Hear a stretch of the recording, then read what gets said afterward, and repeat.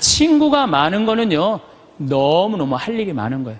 친구들하고는 어울려 지내는 게 얼마나 즐거워요. 그렇죠? 여러분들 지금부터라도 친구를 사귀세요. 친구는 3가지를 따지면 안 돼요. 나이, 지위, 재산. 이거 다 무시하고, 그 3가지를 무시하고 사람 대 사람으로. 그래서 여러분들 멘토가 필요한 거. 멘토가 나의 삶에 정신적으로 나를 이끌어 줄 수 있는 멘토가 꼭 필요한 거예요. 그래서 우리가 이제 100년 사는 인생에는 자식만 전부가 아니고, 남편, 아내가 전부가 아니고, 누가 중요하다? 친구가 아주 중요하다. 자, 또 이제 행복하게 살려면 텔레비 시청을 제발 좀 줄여라. 이 텔레비전이 문제 중에 문제예요. 제가 보기에는 우리 할머니들 가끔 나한테 이래요. 신부님 잠이 안 와요. 이런 할머니들 아침부터 저녁까지 텔레비전 본 거예요. 텔레비전을 보면 몸의 95%를 쓰지 않는데요. 텔레비전 볼 때 움직이지 않고 가만히 보는 거 아니야. 계속. 그러니까 저녁에 잠 자려고 그러는데 뭘 움직였어요. 피곤해야지 잠이 올 거 아니야. 이게 잠이 안 오는 거예요. 아침에 일어나고 수영장 가고, 성당에 노인대학 가고, 산에 올라갔다 오고, 그리고 뭐 탁구 치러 거기 노인정에 가고 탁구 치고, 하루 종일 뛰어다니면요, 밤에 자지 말라고 그래도 기절해서 자요. 아니, 텔레비전 내용 뻔하지 않아요? 부잣집 아들이 가난한 집 딸을 사랑해. 그래갖고 그냥 시어머니가 와갖고 그냥 그 가난한 집 딸을 찾아갖고 귀싸대기를 날리면서, 감히 너 같은 게 어떻게 우리 아들을 탐을 낼 수 있느냐? 이 돈 먹고 떨어져라 돈을 쫙 뿌리는 거야. 그러면 그 또 가난한 집 딸이, 나는 돈 때문에 당신 아들을 사랑하는 게 아닙니다. 그럼 아들은 또, 엄마 그럴 수가 있느냐고, 내가 사랑하는 여자인데, 그리고 보따리 싸들고 오피스텔로 나가는 거야. 반대하다 결혼시킨다는 얘기. 이번엔 또 가난한 집 아들이 애인이 있는데 출세하고 싶어서 애인하고 배신하고 부잣집 딸한테 그냥 장갈 가버린 거야. 했더니 여자가 난 이제 살고 싶지 않다 이렇게 배신당하고 여기 한강에 뛰어내려서 죽었어. 근데 길 가던 어떤 남자가 그걸 보고 뛰어내려서 구한 거예요. 물속에 들어갔고, 구했는데 어메 이놈이 또 가부집 아들이 구했네. 근데 또 라이벌 회사의 아들이야 보니까, 그래갖고 그냥 원수 갚는다는 얘기. 이번엔 또 내 애인 줄 알고 열심히 키웠는데, 어메, 이거 알고 보니 바뀌었네, 이게 애가. 아니, 이런 걸 뭘 맨날 보세요. 뭘 맨날 보세요. 여러분들, 제가 지난 시간에도 말씀드렸지만, 인간이요, 80년 사는 동안 잠자는데 26년을 쓴대요. 그리고 일하는데 21년을 쓴대요. 텔레비전 보는데 10년을 쓴다는 거예요. 10년을. 그리고 밥 먹는데 6년을 쓰고 사람 기다리는데 6년을 쓴다는 거예요. 우리가 그만큼 텔레비전을 많이 보면은요, 설거지대에 설거지가 쌓인대요. 텔레비전을 많이 보면 논에 피가 쌓인대요. 농민들한테는. 텔레비전은 내가 할 수 있는 일을 자꾸 뒤로 미루게 만들어요. 그리고 사람을 자꾸 게을르게 만들고 질서를 무너뜨리게 만드는 거예요. 텔레비전을 보려고 해도 사건 중심의 드라마를 보라는 거예요. 사건 중심의. 맨날 애정 그런 거 보시지 마시고. 요즘 저는 지금 못 봤는데 지금 2번을 봤어요. 뿌리 깊은 나무라고, 세종대왕이 한글 반포하는 과정. 너무 훌륭한 프로그램이에요. 난 뭐 그 회사에서 돈 받은 것도 없지만은 너무 훌륭한 프로그램이에요. 2번을 봤는데 글이 얼마나 중요한지 정말로 잘 표현했더라고요.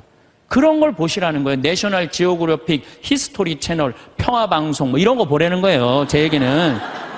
괜히 그냥 이 남편이 그냥 물에 빠져 죽였는데 그냥 또 살아나갖고 점 찍고 나타나갖고 그냥 이런 거 보시지 마시고.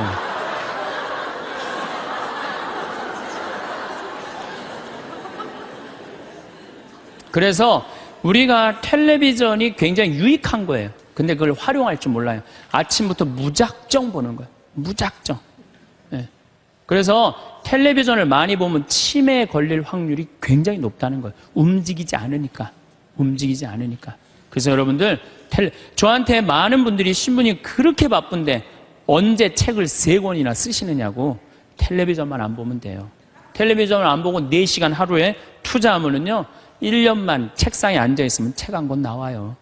그 시간 텔레비전 보는 시간인데 그것만 안 보면은 책이 한 권 나오는 거예요. 그래서 여러분들도 앞으로 50년 동안 어떻게 텔레비전만 보고 살겠어요. 그래서 이제 100년 사는 인생에 행복하고 싶으면 공부해야 돼. 공부하셔야 돼. 이제는 초등학교 6년 중등고등학교 6년 배워갖고요 60살까지 울고 먹는 거예요. 최대한 봐준다고 해도 60살까지 울고 먹는 거예요. 그럼 60살서부터 100살까지 살려면 뭐 해야 돼? 당연히 공부해야 돼요. 제가 우리 교장 선생님들한테 강의 가고 또 교과부 장학사 선생님들한테 강의할 때 그런 얘기예요. 초등학교 절대 폐교하지 말라고. 초등학교 애들은 310만 명이지만 60세 이상은 거의 600만 명이에요. 그러니까 초등학교 1학년서 1반부터 3반까지는 8살 다니게 하고 60살서부터 65살까지 가방 들고 학교 가게 하는 거예요. 의무적으로 누구나 다. 그래갖고 4반부터 6반까지는 60살 2학년 9살부터 1반부터 3반은 2학년 61는 4반부터 6반까지는 61 그래갖고 가방 들고 학교 가게 하는 거야. 그리고 1반 애들, 3반 애들, 4반 애들, 애들이라니 1반 아이들, 4반 늙은 아이들, 학교 다니는 아이들 자매 결혼 시켜주는 거예요. 학교 갈 때 데리고 가고 수업 끝나면 집에 갖다 주고.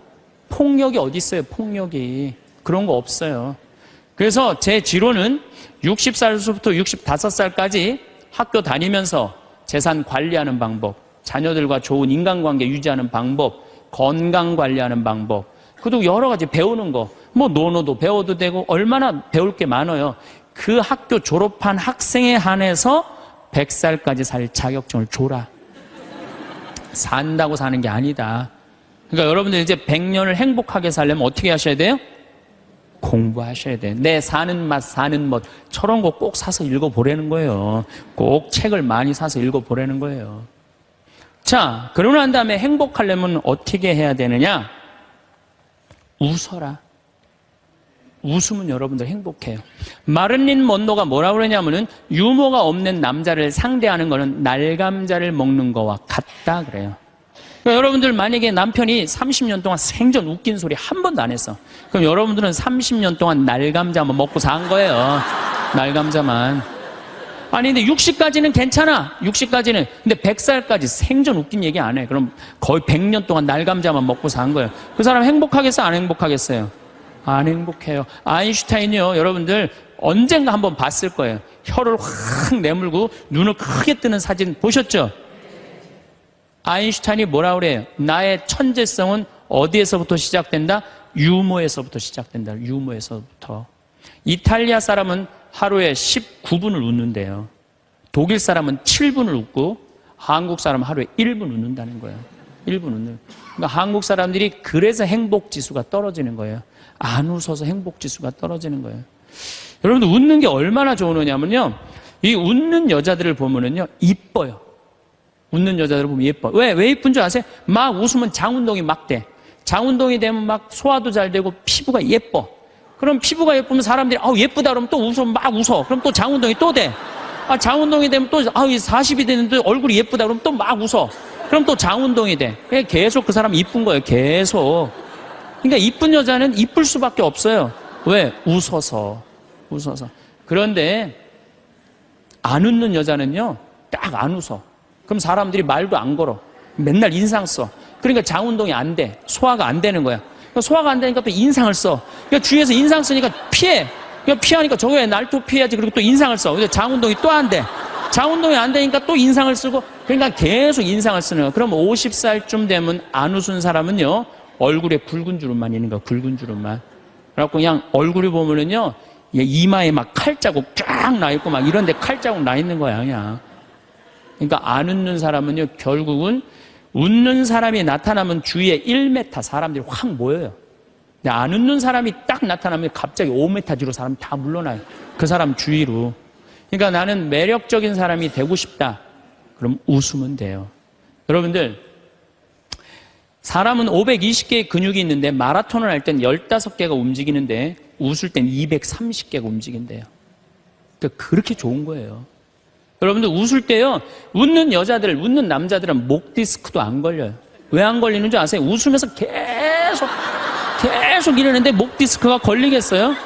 어떤 사람들이 목 디스크 그냥 이러고 인상 쓰고 있는 사람, 이런 사람이 목 디스크 걸리는 거예요. 네. 웃는 게 정말로 중요한 거예요. 그래서 좀 유머를 좀 해라. 내가 전 시간에 유머 그거 하나 했죠. 예, 재미난 거 하나 했죠. 기억 안 나세요? 지금 또 재미난 유머 하나 할게요. 2개 할게요. 2개. 이 토끼의 집념이라는 유머예요. 이제까지는 강의고 지금은 유머예요. 토끼가 하루는 약국에 딱 들러가고 아저씨 당근 있어요? 딱 그랬어요. 그때 약사가 토끼가 약국에서 당근을 찾으니까 기분이 나쁘단 말이에요. 약국엔 당근 없다 딱 그랬어요. 알았어요. 그리고 갔어요. 다음날 또 토끼가 또 왔어요. 아저씨 당근 있어요? 이놈 새끼 약국에 당근 없다는데 왜 자꾸 찾아오느냐고. 알았어요. 그리고 또 갔어요. 다음날 토끼가 또 왔어요. 아저씨 당근 있어요? 너 한 번만 더 약국에 와서 당근 찾으면 가위로 잘라버린다. 네 귀 딱 그랬어요. 알았어요. 그리고 갔어요. 다음날 토끼가 또 왔어요. 아저씨 가위 있어요? 그러니까 약국에 무슨 가위가 있느냐? 그러니까 이 토끼 하는 말이 아저씨 그럼 당근 있어요? 그러더래요.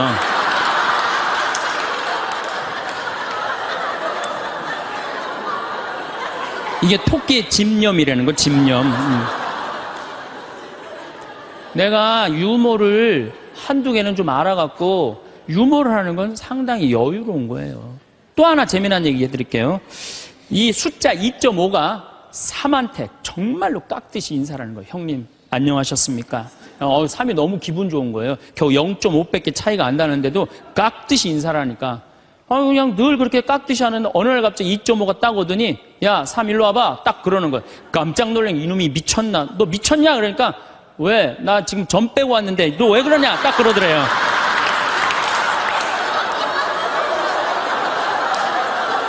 재밌어요?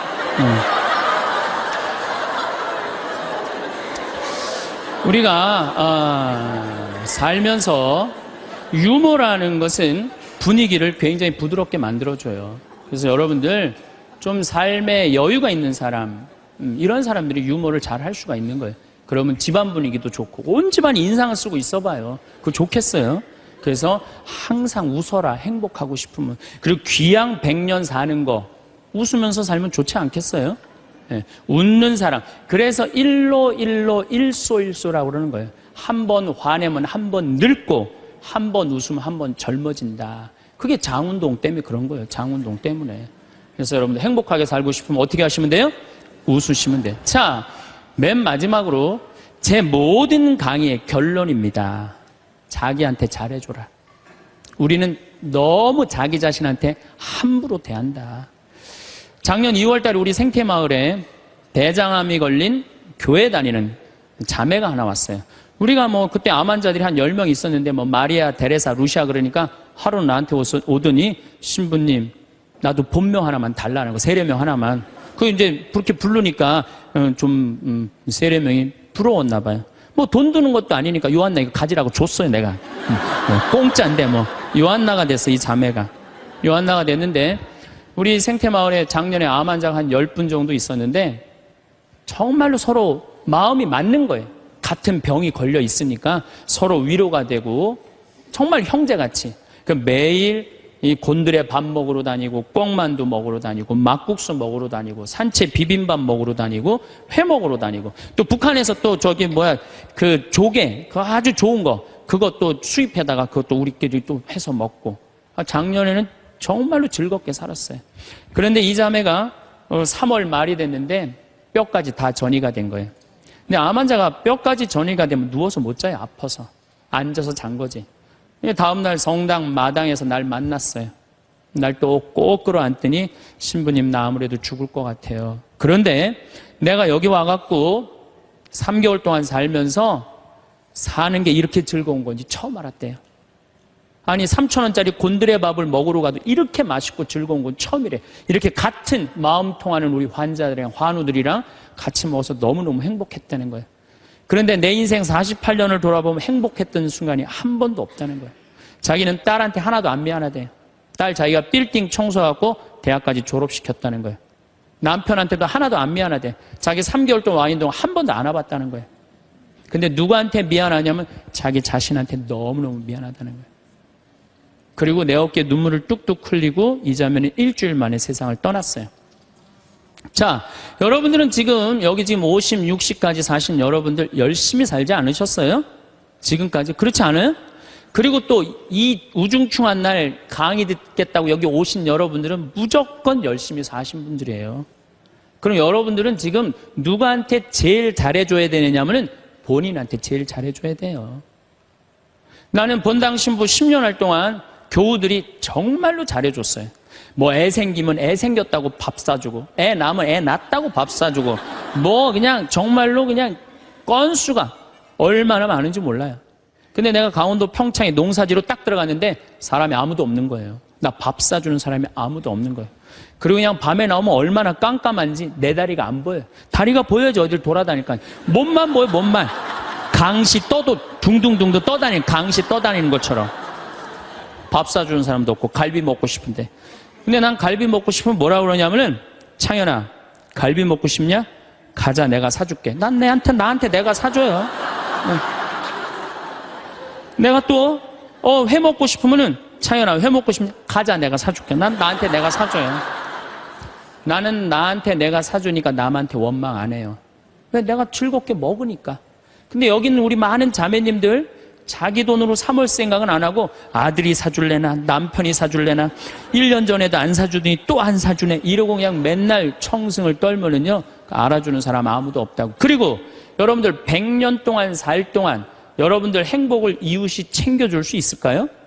남편이 100년 동안 챙겨줄 수 있어요? 자식이 100년 동안 챙겨줄 수 있어요? 행복은 누가 챙기는 거냐면 내가 챙기는 거예요. 내가 나한테 행복할 수 있도록 해줘야 돼요. 근데 그냥 자기한테는 잘해줄 생각을 안 하고 남이 나한테 안 해줄까 이것만 계속 바라고 있으면 그런 여자들이 복장 터지는 여자들이에요. 그런 여자들이. 이제는 행복의 주인공은 누구다? 나다. 옷도 좀 사 입으세요. 옷도. 뭐 자기가 무슨 군인이야. 철모 쓰고 그냥 1년 내내 딱 그냥 바뀌지 않는 옷 입고 돌아다니면요. 집에서 왔다 갔다 하면요. 이 전부 다 심란해요.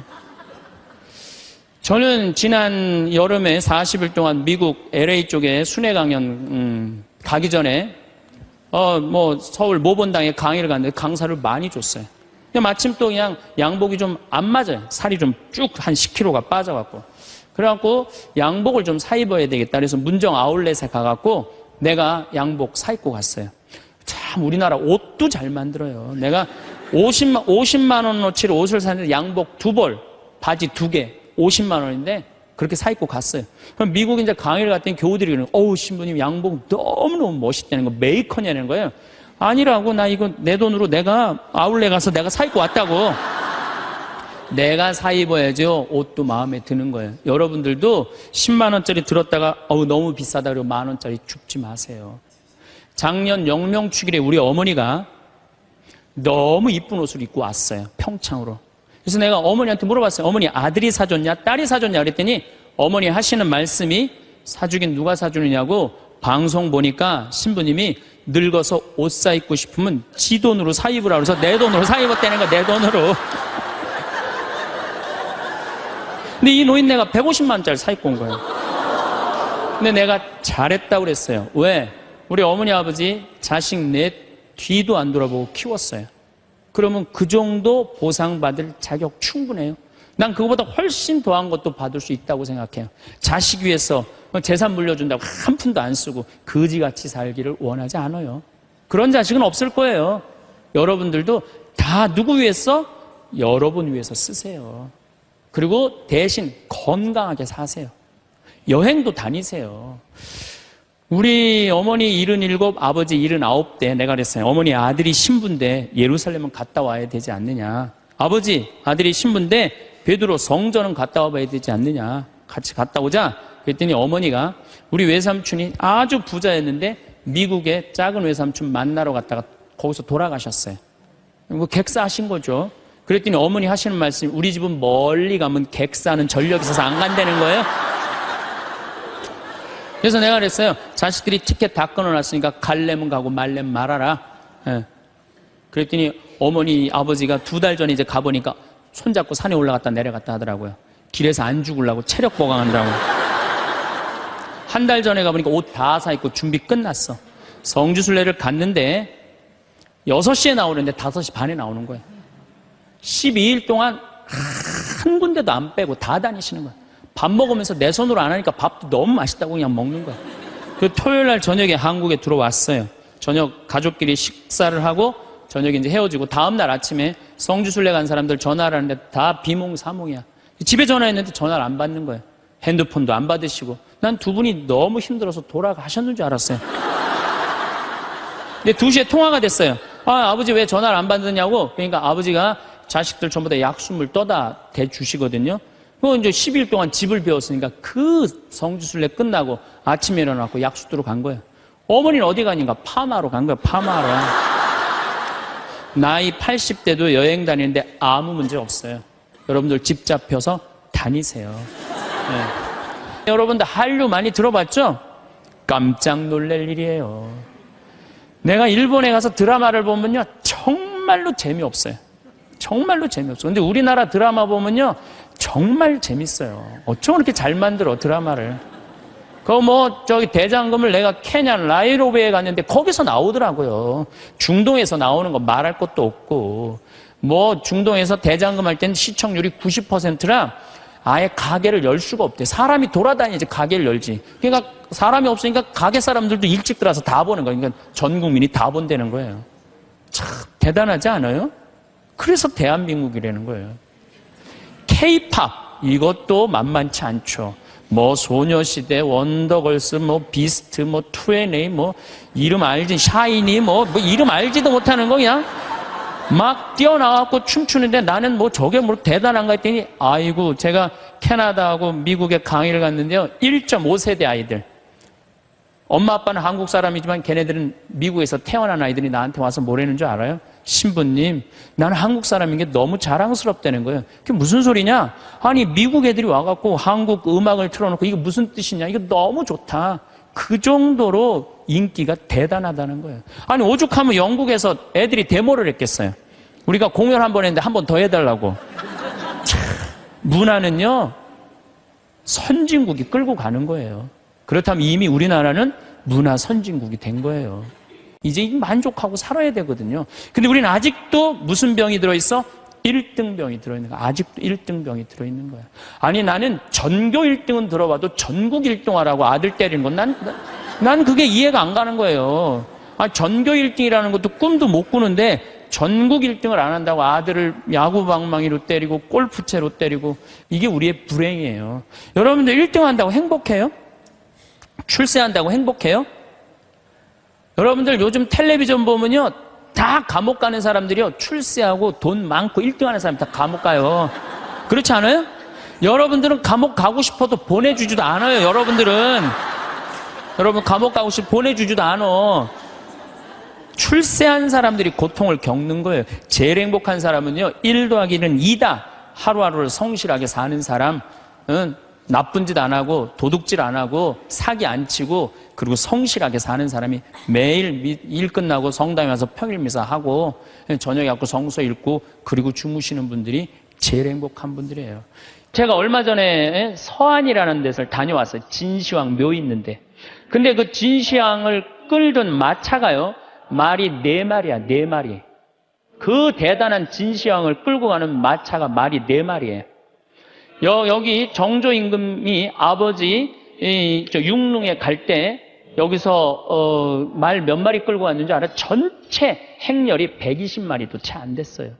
근데 여러분들이 지금 2000cc 차를 타고 지금 여기 성당에 오셨다면 여러분은 말 몇 마리를 끌고 온 거냐면 150마리를 끌고 온 거예요. 말 150마리를 끌고 온 거예요. 우리가 얼마나 많은 걸 지금 누리고 살고 있는데 그걸 몰라요. 옛날에 왕은요 여름에 얼음 좀 먹고 싶으면은 동빙고 서빙고 막 뛰어가서 그냥 막 얼음 갖다 바쳤어요. 근데 우리는 집집마다 냉장고에서 열면 얼음 다 있어요. 동빙고 서빙고 다 있어요. 옛날에 진시황보다 옛날에 정조임금보다 우리가 훨씬 더 잘 사는 거예요. 그런데도 지금 감사하지 못하고 있다. 이건 정신적인 병이 들어있는 거예요. 여러분 우리나라 잘 나갑니다. 우리나라 차 잘 만들어요 못 만들어요? 잘 만들어요. 작년에 유럽에 우리나라가 차를 0.1% 일본보다 더 팔았어요. 올해 상반기에 미국에 소형차 1위는 아반떼. 그리고 저는 미국, 캐나다 지금 한 30개 성당 정도 강의를 다녀갖고 차종 안 타고 다니는 게 없어요. 가는 성당마다 회장님들이 차가 다 달라. 뭐 미국 차, 일본 차, 독일 차, 뭐 이탈리아 차.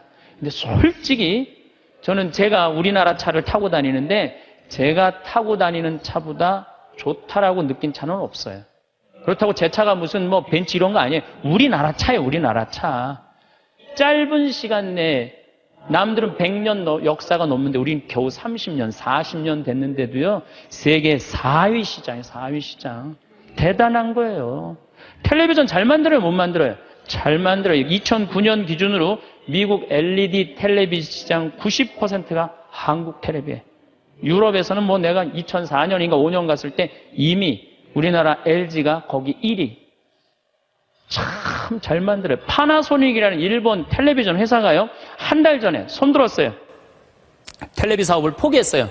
뭐라고 포기했느냐면 우리는 삼성, LG 텔레비 따라갈 수가 없다. 그래서 우리는 텔레비 사업을 포기한다.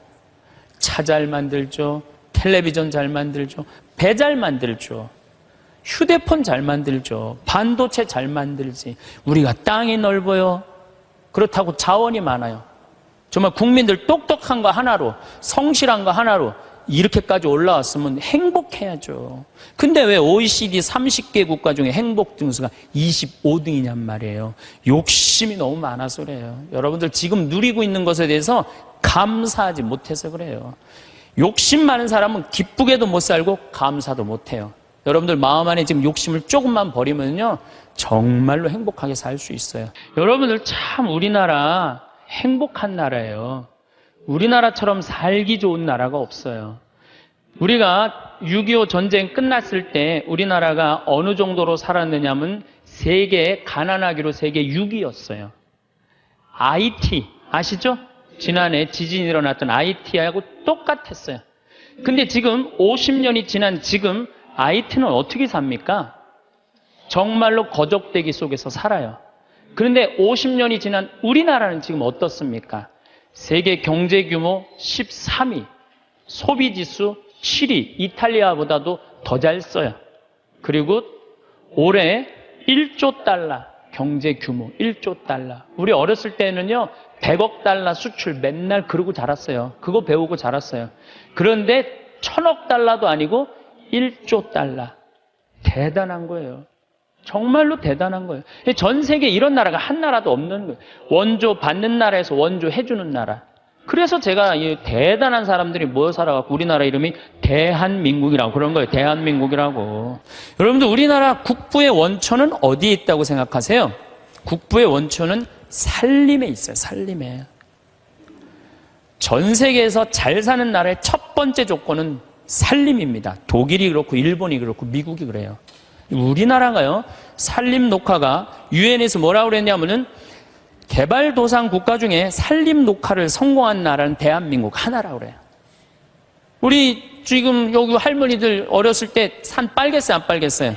빨겠죠? 근데 지금 우리나라 산 어디를 다나나 파래요, 안 파래요? 정말로 파래요. 이거 돌아간 박정희 대통령 또 현신규 박사라고 있어요. 여러분들 은사시나무 들어봤죠? 그걸 현사시나무라고 그래요. 현신규 박사 성을 따서 이 아예 나무 이름을 현씨로 바꾼 거예요. 그만큼 그 나무에 대단한 우리나라 과학자가 있어요.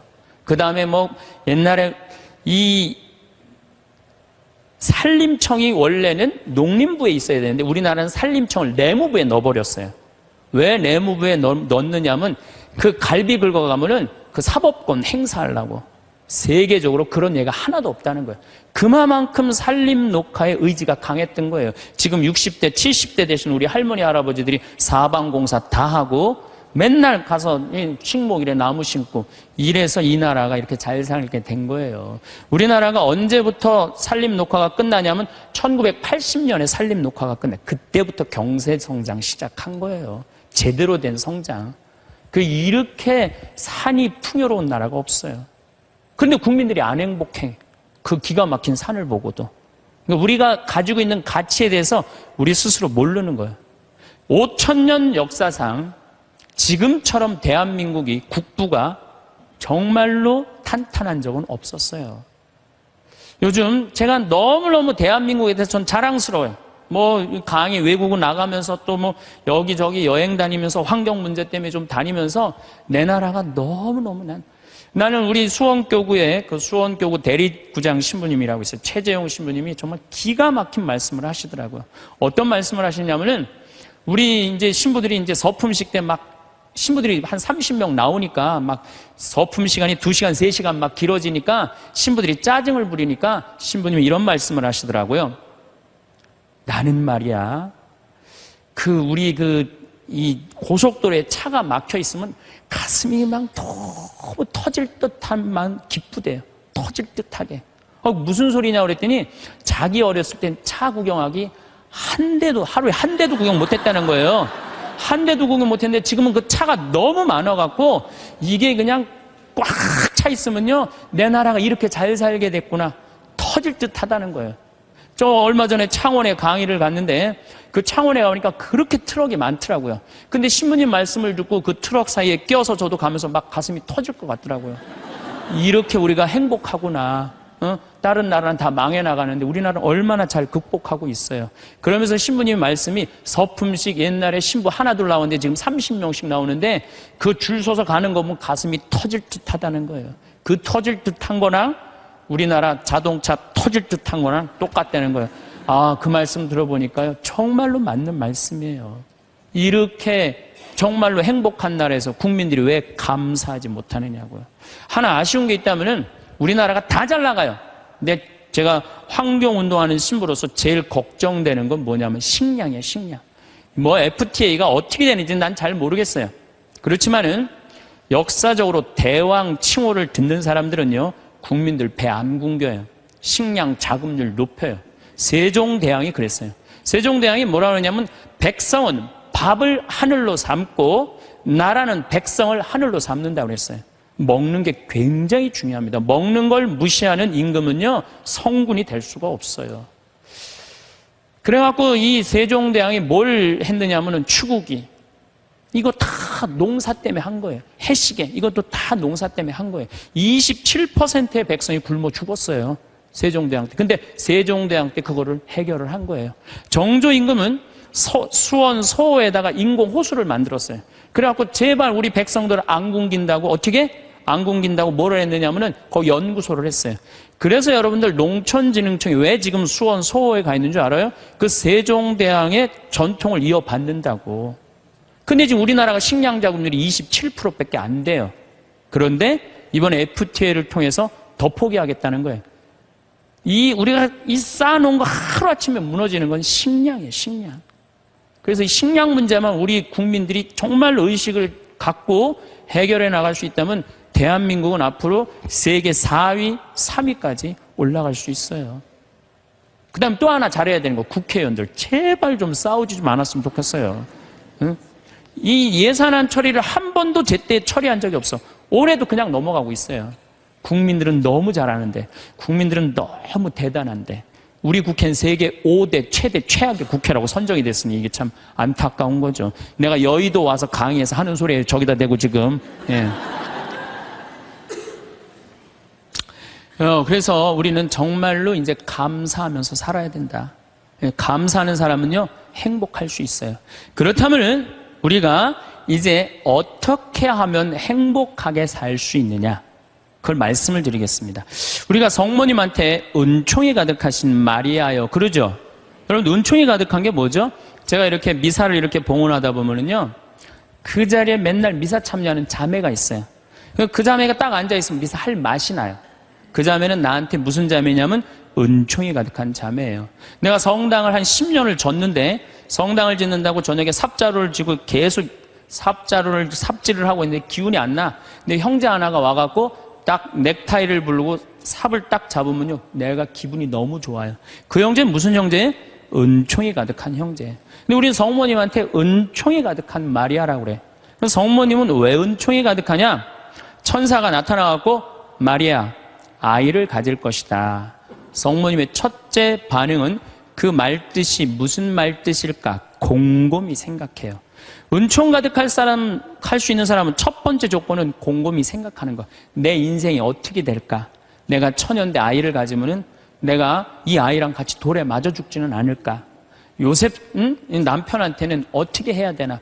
곰곰이 생각을 했어요. 자기 인생에 대해서. 여러분들은 이제 여기 지금 60살 되신 분들은 100살까지 살 것이고 50살 되신 분들은 110살까지 살 것이고 40살 되신 분들은 120살까지 살 거야. 그럼 나는 이제 자식 다 키우고 60살서부터 120살까지 뭐하고 살 거냐? 곰곰이 생각해야 돼. 만약에 곰곰이 생각 안 하는 사람은 은총 가득하게 살 수가 없어요. 저는 신학생 때 이런 생각을 했어요. 우리가 지금 성당 건물 짓는 것만 중요한 게 아니다. 앞으로 주 5일제가 되면은 교우들은 바깥으로 나간다. 2만 달러가 넘으면 거의 선진국이 예를 들어보면 전부 주일미사 안 하고 다 놀러 나간다. 그렇다면 이제는 교회는 도시에다가 건물을 짓는 게 중요한 게 아니고 자연 안에다가 교우들이 와서 기도하고 쉴 수 있는 데를 만들어야 된다. 난 그 신학생 때 곰곰이 생각했어요. 그 신부 되자마자 내가 땅 보러 다녔어요. 돈 한 푼도 없는데도 30억짜리, 40억짜리 막 땅 보러 다녔어요. 근데 마침 교구에서 땅이 있고 선배 우리 김창린 신부님이 도와주셔서 내가 32살 때부터 필리포 생태마을을 꾸미기 시작했어요. 이제는 거의 완성 단계에 왔어요. 내 사제생활 20년 동안을 거의 그걸 다 한 거예요. 그랬더니 우리 주교님께서 황 신부 그 평창도 중요하지만 여주에 땅이 15만 평이 있으니 그걸 개발해봐라. 그래서 내가 지금 그거 개발 전담 신부예요. 그런데 평창은 15,000평인데 여주는 15만 평이에요. 내가 이제 그거를 이제 꾸미려고 그러면은 내가 또 한 20년은 또 그냥 흘러가겠어요. 너무너무 바쁘게. 나는 20년 동안 할 일이 있어요. 나는 늙어도 걱정 없어요. 할 일이 있으니까. 그랬더니 주교님이 또 한 번은 부르시더니 용인에 대대리에 5만 평이 있으니 그것도 개발하라는 거예요. 나는 80살까지 할 일이 있는 거야, 나는. 얼마나 좋아요. 할 일이 있으니까. 근데 저는 제가 하고 싶은 건 아프리카의 생태마을 꾸미는 거예요. 그래갖고 지금 말라이 김청자 선생 가 있는데 우리 한상호 신부님 우리 또 수원교 오신 분들 가 있는데 내가 관심 많아요. 그래서 나름대로 지금 준비를 하고 있어요. 그래서 내가 아프리카의 생태마을 꾸미려고 생각을 해보면은 100살까지 할 일이 있는 것 같아. 100살까지.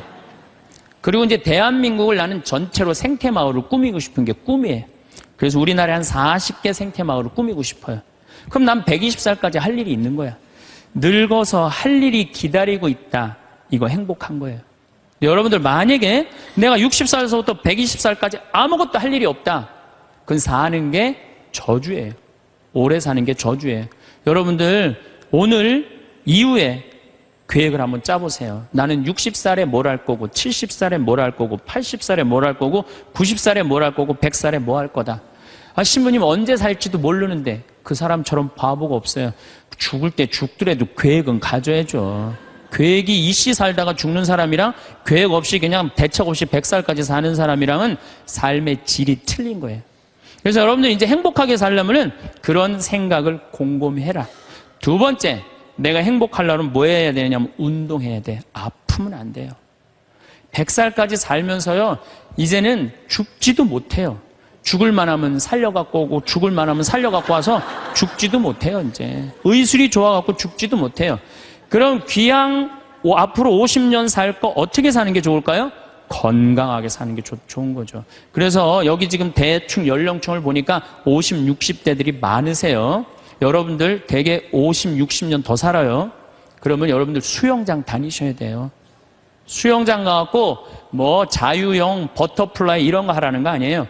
수영장 걸어왔다 10분 왔다 갔다만 하면요, 산에 2시간 올라갔다 온 효과가 난대요.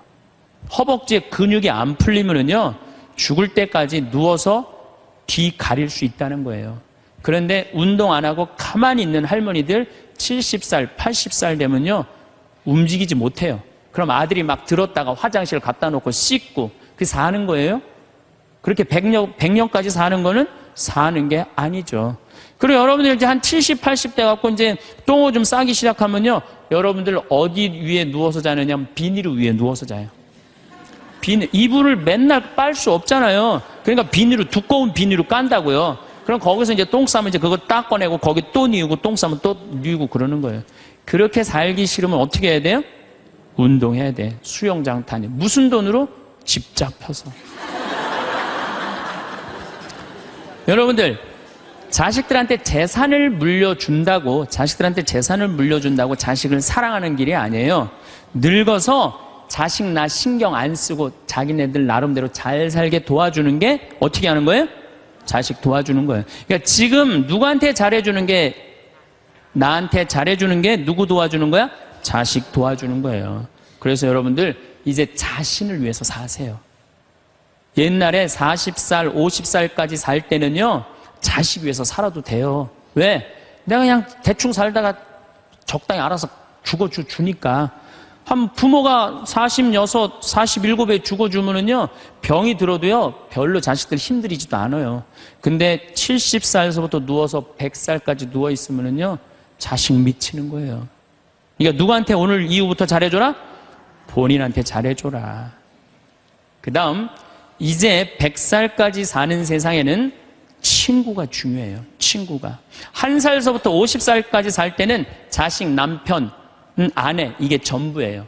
근데 50살서부터 100살까지는요, 자식은 떠나고 누구하고만 살아? 아내하고만 살아요. 남편하고만 살아요.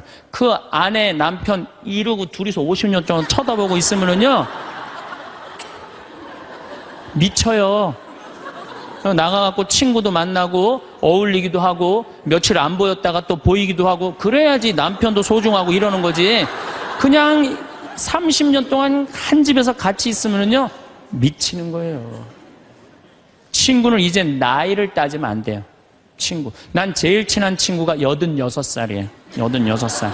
말씀드렸잖아요. 우리 생태마을 꾸며준 신부님. 얼마나 나한테는 소중한 친구예요. 그래서 나는 그분 지금 우리 생태마을에 내가 집 져놓고 같이 모시고 살아요. 제가 일주일에 최소한 2-3번은 같이 식사를 해요. 얼마나 좋아요. 86살 되셔갖고 나하고 같이 밥 먹고. 난 또 72살 먹은 친구도 있어요. 여자친구. 친구는 나이가 많을수록 좋아요. 나이가 많으면 돈이 많아요. 돈이. 그래서 여러분들 나이 많은 친구 많이 사귀세요. 또 나는 또 7살짜리 여자친구도 있어요. 우리 생태마을에 부활절 때 성탄 때마다 꼭 와요. 너무 예뻐요. 미사 참여하면 천사예요. 천사. 하늘에서 내려준 천사. 그래서 작년에는 너무 예뻐서 내가 30만 원짜리 드레스를 강의 나올 때 사서 입혔어요. 너무 예쁘더라고요. 나이를 먹으면요 입은 다물고요 주머니는 열으라고 그랬어요. 나도 이제 주머니를 열 나이가 된 거예요. 친구를 사귀는데 돈을 아끼지 마세요. 친구를 사귀는데 아낌없이. 돈보다 더 소중한 건 친구예요. 제가 어제 상지대학에 교수님들한테 강의를 갔는데 교수님 한 분이 강의 끝나고 오셨어요. 신부님, 나머지는 다 신부님 하는 대로 내가 잘 사는데 친구가 없네요. 내가 은퇴를 했는데 너무 혼자 있는 게 힘들다는 거예요. 여러분들 부부싸움을 했어. 내가 정말 이 집에서 정말로 더럽고 치사해서 내가 못 산다. 자매님들 저녁 10시에 보따리 싸들고 나왔어.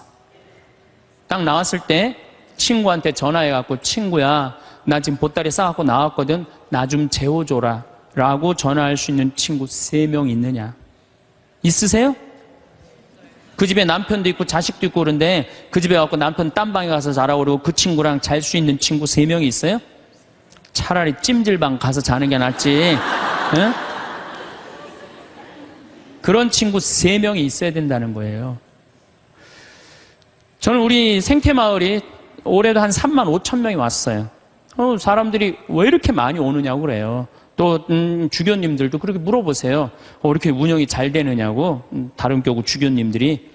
저는 친구 때문에 그래요. 저는 우리 수원교구 신부가 400명이에요. 그럼 내가 농약 안 친 배추를 해갖고 제일 먼저 김장을 담아갖고 누구한테 보내주느냐 하면 우리 신부들한테 다 보내줘요. 왜? 신부한테는 신부가 최고 아니에요. 다 보내줘요. 그럼 농약 안 친 배추로 내가 선물로 하는 거예요. 또 청국장 가루 이거 참 좋거든요. 사나이가 갑바가 있어야지 맞아요. 그리고 내가 하나씩 한 통씩 다 보내줘요. 그러니까 5년 동안 우리 수원교구 신부들은 나한테 매년 뭐 감자, 옥수수, 뭐 된장, 뭐 청국장, 김장 선물로 받는 거예요. 그러니까 1월 달에 주일학교 선생들이 신부님 우리 주일학교 여름에 어디로 보낼까요? 평창. 나한테 얻어먹은 게 얼만데. 레지오 야외 어디로 보낼까요? 평창. 기브 앤드 테이크예요. 나는 친구가 목사님 친구들도 많고 스님 친구들도 많아요. 그래서 그냥 목사님들이 놀러 오라고, 스님들이 저 지리산 스님 꼭 놀러 오라고.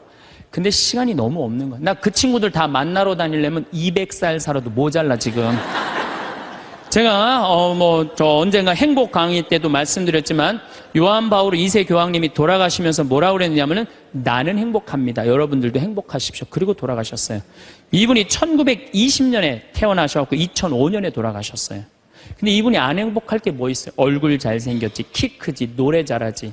언어는 11개 언어를 자유자재로 했어요. 그리고 오상 받으신 비오 신부님이 뭐라 그랬냐면 저분은 교황될 분이라고. 신부 되자마자 주교되고, 주교되자마자 추기경 되고, 추기경 되자마자 교황 됐어요. 1981년에 교황이 돼서 2005년까지 24년 동안 교황 자리에 있었어요. 근데 이분 그렇게 청승 떨면서 안 살았어요. 하고 싶은 대로 하고 살았어요. 얼마나 하고 싶은 대로 하고 살았느냐면은 시성식을 2000년 동안 교황청에서만 했거든요.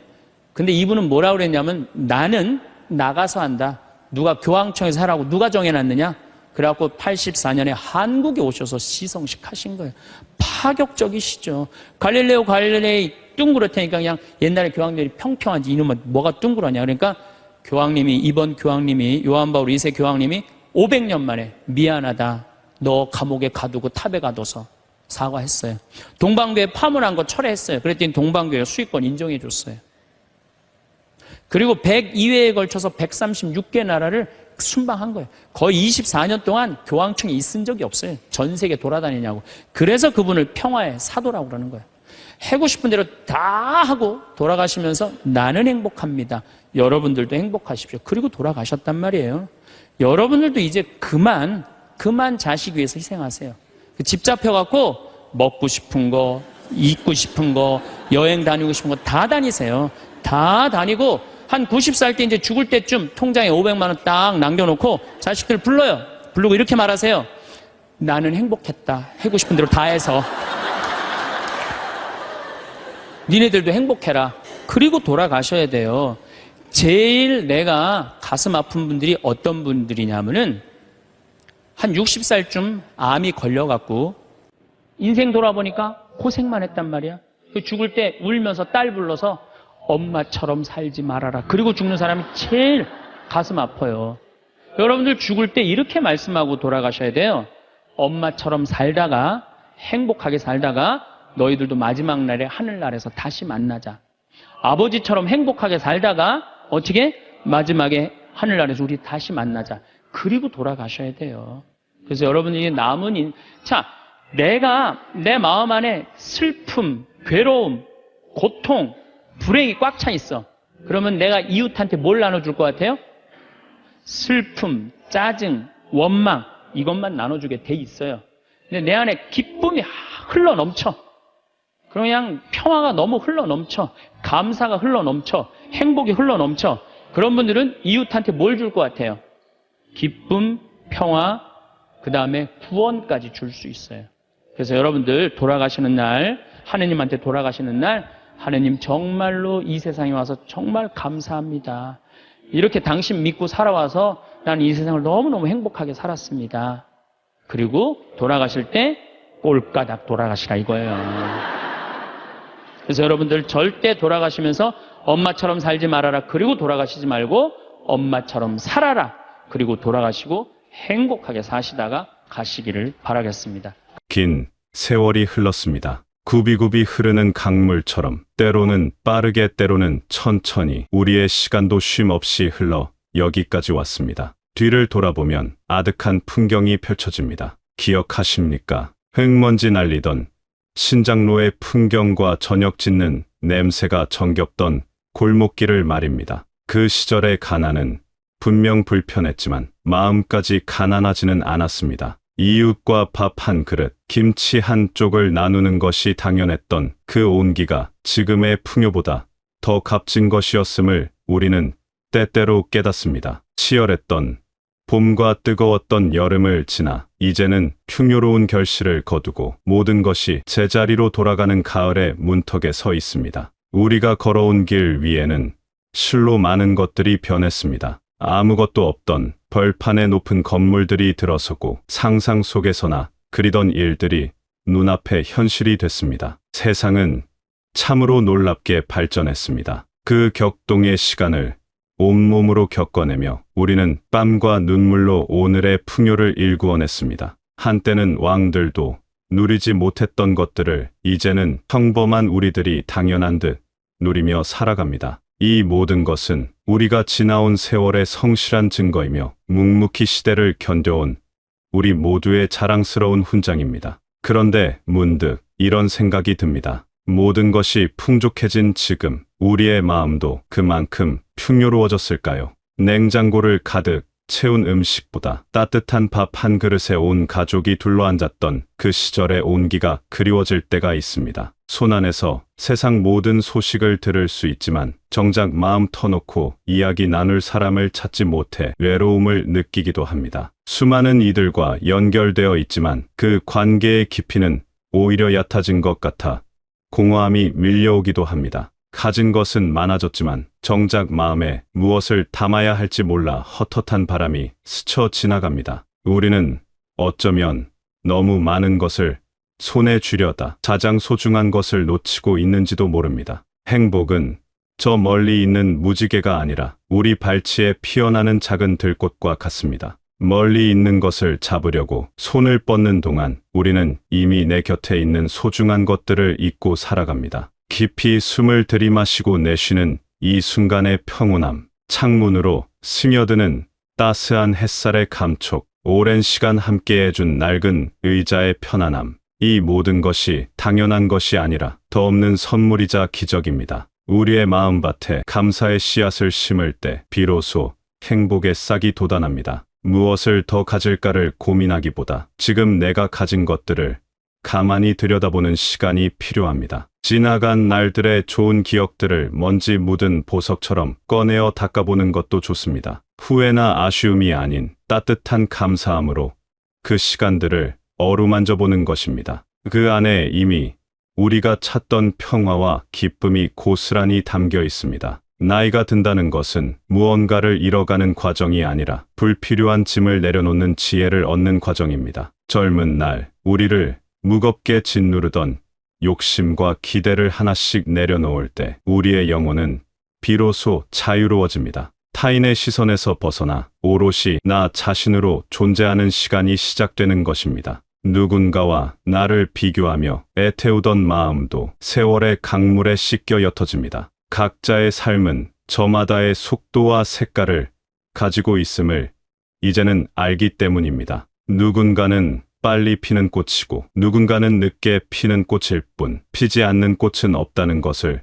우리는 압니다. 잘 익은 과일이 가장 깊은 단맛을 내듯이 우리의 삶도 세월의 깊이만큼 그윽한 향기를 품게 됩니다. 평생을 우리와 함께 해준 이 몸을 가만히 느껴봅니다. 이 몸은 굳은 일도 마다하지 않고 우리를 위해 평생을 바친 충실한 친구와 같습니다. 젊은 날의 힘은 사라졌을지 몰라도 이 안에는 수많은 경험과 세월의 지혜가 새겨져 있습니다. 몸에 새겨진 주름 하나하나는 우리가 살아낸 세월의 역사이고 느려진 걸음은 세상을 더 자세히 보라는 삶의 배려일지 모릅니다. 이제는 이 소중한 친구를 아끼고 돌보아야 할 시간입니다. 우리의 몸이 보내는 작은 신호들의 귀를 기울여야 합니다. 피곤하면 쉬어가고 아프면 보듬어주는 것이야말로 평생의 동반자에 대한 마땅한 예의입니다. 격렬한 운동이 아니어도 괜찮습니다. 천천히 동네를 한 바퀴 걷거나 가볍게 팔다리를 움직여주는 것만으로도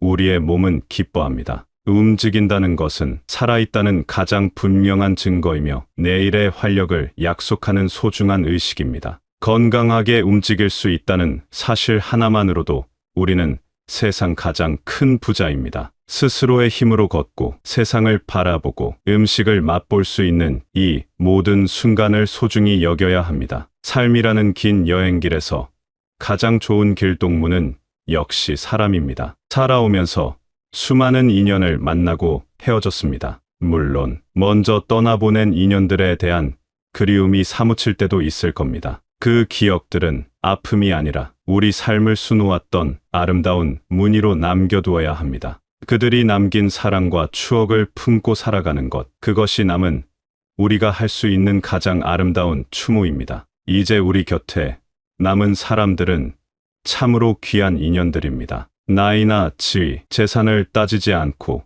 마음과 마음으로 만나는 친구가 한 사람이라도 곁에 있다면 우리의 삶은 결코 외롭지 않습니다. 마주 앉아 따뜻한 차 한 잔을 나누며 살아온 이야기와 소소한 일상을 나눌 수 있는 친구는 신이 주신 선물입니다. 새로운 사람을 사귀는 것을 두려워할 필요도 없습니다. 마음을 열고 먼저 다가갈 때 우리의 세상은 한 뼘 더 넓어집니다. 나눔은 물질로만 하는 것이 아닙니다. 따뜻한 눈빛과 진심, 어린 말 한마디가 그 어떤 선물보다 큰 위로와 기쁨을 줍니다. 때로는 우리를 지치게 하는 것들로부터 잠시 멀어질 용기도 필요합니다. 세상의 소란스러운 소리들이 담긴 텔레비전의 전원을 잠시 꺼두어도 좋습니다. 그 고요함 속에서 우리는 비로소 자신의 마음의 소리를 들을 수 있습니다. 온종일 세상의 걱정을 짊어지지 않아도 세상은 잘 돌아갑니다. 그 시간에 차라리 창밖의 나무를 바라보거나 좋아하는 음악을 듣거나 아무것도 하지 않고 멍하니 앉아 있는 것도 좋습니다. 정신없이 돌아가는 세상의 속도에서 한 걸음 비켜나 나만의 호흡을 되찾는 시간입니다. 비워진 시간 속에서 우리는 새로운 활력을 얻고 잊고 있던 나 자신과 다시 만날 수 있습니다. 무엇이 정말로 내 삶을 풍요롭게 하는지를 분별하는 지혜가 필요한 때입니다. 배움에는 끝이 없습니다. 배운다는 것은 단순히 지식을 채우는 행위가 아닙니다. 잠자던 우리의 정신을 깨우고 삶을 새로운 눈으로 바라보게 하는 과정입니다. 거창한 공부가 아니어도 괜찮습니다. 새로운 요리법을 배우거나 다루기 어려웠던 스마트폰의 새로운 기능을 익히는 것도 훌륭한 배움입니다. 자연의 변화를 유심히 관찰하며 계절의 순리를 배우고 아이들의 순수한 질문 속에서 삶의 본질을 배우기도 합니다. 새로운 지식은 우리의 뇌를 깨우고 삶에 대한 호기심과 열정을 다시 불어넣어 줍니다. 어제와 똑같은 오늘이 아니라 무언가 조금이라도 나아진 오늘을 만드는 기쁨이 우리를 살아가게 하는 가장 큰 원동력입니다. 그리고 무엇보다 중요한 것은 웃음을 잃지 않는 것입니다. 웃음은 돈 한 푼 들이지 않고 할 수 있는 가장 좋은 건강 비법이자 행복의 주문입니다. 억지로라도 소리내어 웃다 보면 신기하게도 마음이 가벼워지고 정말로 즐거운 일이 생길 것 같은 기분이 듭니다. 찡그린 얼굴에는 슬픔이 찾아오고 웃는 얼굴에는 기쁨이 찾아옵니다. 살아오면서 힘든 일이 왜 없었겠습니까? 셀 수 없이 많은 밤을 눈물로 지새우고 무너지는 가슴을 부여잡던 날들도 있었습니다. 하지만 그 모든 어려움을 이겨내고 지금 여기에 우리가 있습니다. 지나온 고난을 심각하게 되새기기보다 그땐 그랬지 하고 웃어넘길 수 있는 여유가 바로 삶의 지혜이자 살아남은 자의 특권입니다. 유머는 세상을 부드럽게 만드는 윤활유와 같습니다. 이제 우리는 우리 자신에게 가장 좋은 친구가 되어 주어야 합니다. 평생을 가족을 위해, 자식을 위해, 남을 위해 헌신하며 살아왔습니다. 그동안 돌보지 못했던 나 자신을 이제는 따뜻하게 안아주어야 합니다. 스스로를 대접하고 기쁘게 해주는 일을 더 이상 미루지 말아야 합니다. 지난날의 후회와 실수들로부터 나 자신을 용서해 주어야 합니다. 그때는 그것이 최선이었음을, 그럴 수밖에 없었음을 너그러이 이해해 주어야 합니다. 입고 싶었던 고운 옷이 있다면 사서 입고, 가보고 싶었던 곳이 있다면 길을 나서야 합니다. 나를 위한 작은 사치는 낭비가 아니라 그동안 애써온 나에게 주는 소중한 상장과 같습니다. 내가 나를 귀하게 여길 때 세상도 나를 귀하게 여겨줍니다. 나의 행복은 다른 누군가가 가져다 주는 것이 아니라 오직 나 자신만이 만들 수 있습니다. 삶의 길 위에서 우리는 때로 지치고 외로워 잠시 멈춰 서기도 합니다. 앞이 보이지 않아 막막하고 지나온 길이 후회스러울 때도 있습니다. 혹은 내가 세상의 짐이 되는 것은 아닌가, 잊혀지는